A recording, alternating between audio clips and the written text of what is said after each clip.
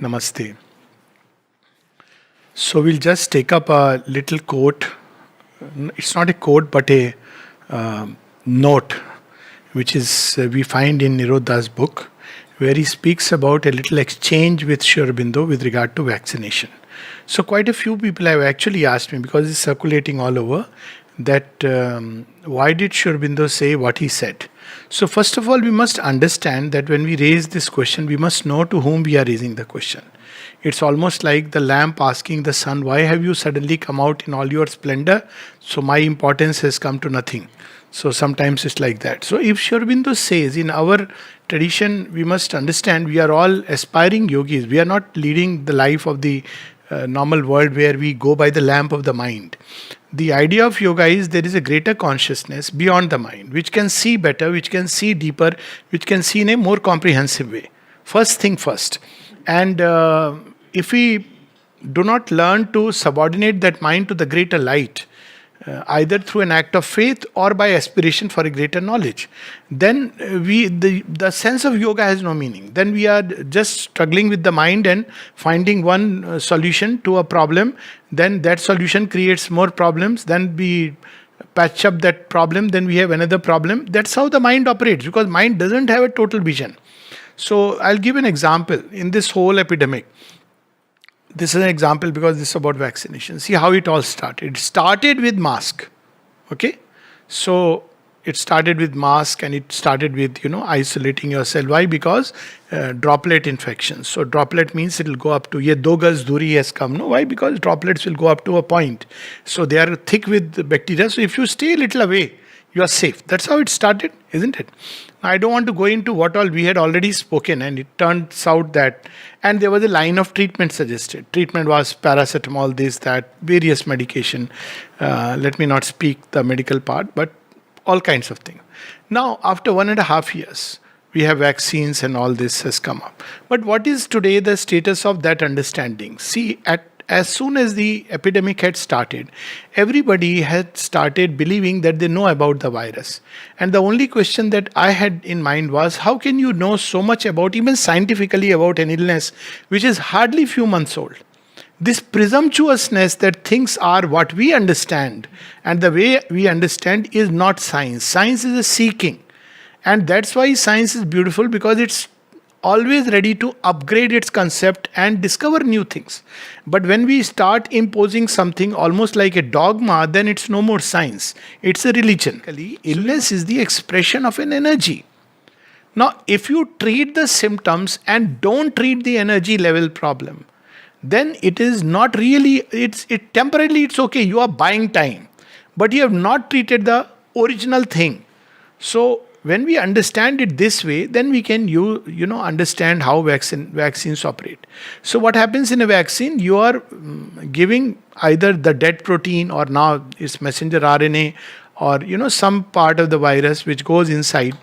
I'm not getting into the details of it. Adenovirus and all these particles which go inside, but they trigger a response from within the body. So once the body's response is triggered against that dead particles, basically, you have an immune system which is active. So if you get infected, already the body has been on alert. Okay, this is the principle. How long does this immunity last? We don't know. Maybe a few months, by the way. So that's number one. So how long these vaccines are going to be effective? Nobody knows. I am saying the best case scenario. Maybe 6 months. Now they are talking of a third booster.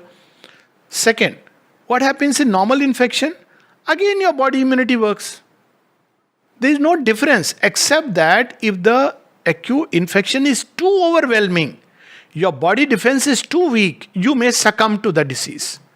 How many people will be of that category where their immune system is not operating? There will be a group of people. But in those people, if you give vaccine also, we don't know what effect it is going to have. Now, this kind of vaccination of all people, adults, robust, healthy people, is it really a good thing? Now you get an infection, 0.3% is the mortality rate. That means one in some, how many, 300 or whatever, is likely to have a problem where he could go to he could die. That too with comorbid conditions. Now, when normally you get an infection, your body will create, have mechanisms to take care of it, like any other viral fever. That's how we are treating now. Basically, like any other viral fever, if you leave the scare part and the money part, there is a different thing altogether, and people are recovering. I am saying this with responsibility and experience about it. It's not that people become COVID specialists just because they are wearing suits and entering into a COVID ward. There are people who take treatment from everybody, and basically, if your immune system is good, it'll take care. Now you see what has happened in allopathy. Logically, you tell me, if that be the case, many diseases today, from autoimmune disorders to tumors to infections, which is a bulk of diseases, are being connected to your immune system, dysregulation of the immune system. What should be the line of research in medicine? Drugs or finding ways and means to boost your immune system? Isn't it logic? A child would understand it, that the whole research should have gone into the direction of how to boost your immune system. And how to boost your immune system, people know about it. But it is not, you will never find it popularized. What are the ways to boost your immune system? Precisely the opposite of what we are doing. You take a healthy walk, sunshine, happiness, state of joy. Fear and depression depresses the immune system. These are all documented facts. Okay? So basically, we are doing everything to kill our immune system, and then we expect the numbers to fall. All right. So immune system is the ultimate thing in many diseases. And in Ayurveda and certain practices of medicine, you have ways and means to boost your immune system. So if you know how to boost the immune system, you will be sure of not only this disease, but many other diseases. Now here, when you take, what are you doing? You take a vaccination. It is specific against a certain virus. From the spiritual point of view, what is a virus? Virus is not just a virus, but behind it, virus is a medium. It's a, like electronic chip. That's a good example. What really is a chip? To a fool, it's just a piece of some wire or something, isn't it? Whatever, some electronic stuff. But to a person, you will say, it contains all the information. Isn't it? So, everything in the world is at once material, occult, and spiritual. This vision we have lost. So, what is a virus? Virus is outwardly something material. But what is it a vehicle of? It's a vehicle of, this we have already discussed earlier, it's a vehicle of ill will, bad will, and an adverse suggestion combined with fear. So, it's a medium through which it comes. I don't know how many people have felt it or not, but have you noticed the atmosphere of fear which started gripping the whole city when the whole thing had started? And combined with the intense lockdown, if you moved through the roads, you felt that the virus is everywhere trying to catch you. And it was told that time that it is droplet. Now the virus has changed, it has become airborne. So why all this has happened? Because we have not tackled the root problem. So what happens when you vaccinate people? By the way, there is a the father of immunology. He himself is saying it's a wrong thing. You know why? Because when you push a virus, so what you are doing? You think virus is a helpless creature. Whole nature and all the forces are standing behind it. So what did the virus do? It mutated. And it mutated. Now the big dilemma is people don't know. All kinds of claims are going on. Whether this particular vaccine will be valid for mutant strains or not. And that's why you will see whenever vaccination programs started peaking, the virus also started peaking. These are just facts, but one doesn't want to look at it like that because our whole thinking is very linear. Papers here, papers there, coming from, UK and US, the original thinking, that capacity has been lost. So what happens when you push a virus this way? It will mutate. Now, even if that particular strain, the beauty is most mutations are not harmful. But this one is. Why? Normally, mutations, virus also doesn't want to kill you. Because virus lives on you. It wants to find an adaptation. But you push it, so nature responds with all its fury. And ultimately, it is man versus a whole set of forces which are standing behind.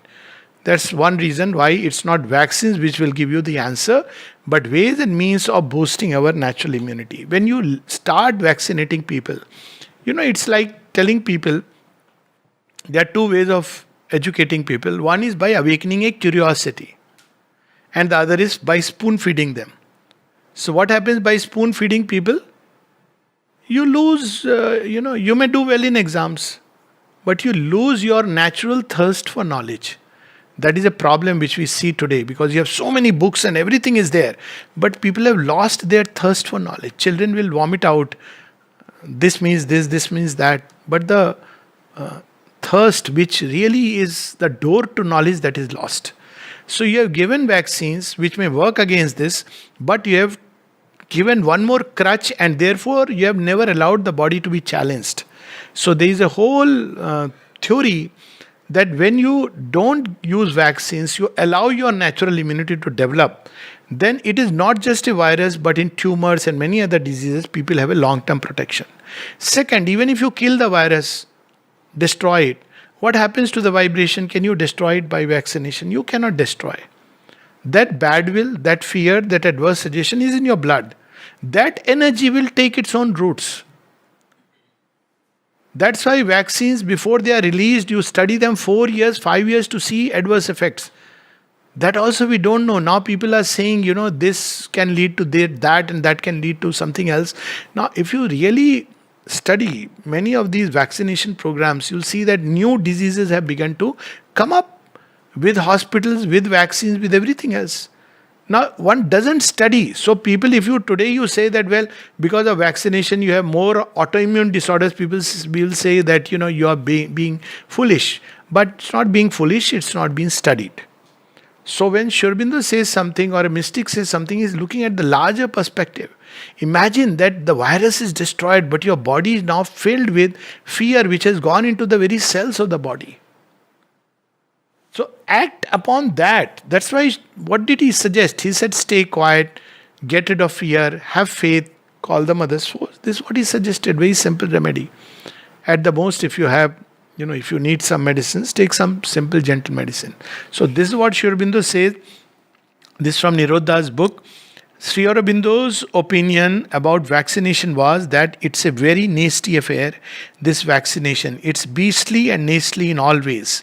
Knowledgeable people say that vaccinations have done more harm than good. It's true. If you read through all the papers, it will never come in the mainstream, because see, mainstream is this tremendous amount of money force. You can't imagine the kind of greed that has gone into this world. Now this war on Twitter is going on. Just imagine, in the name of freedom of expression, the mind is being twisted to think in a certain way. This is exactly how falsehood works. And to believe that everybody is sitting out there doing research is a very nice person, he's a saintly person who is only interested in the good of humanity, is to just live in a fool's paradise.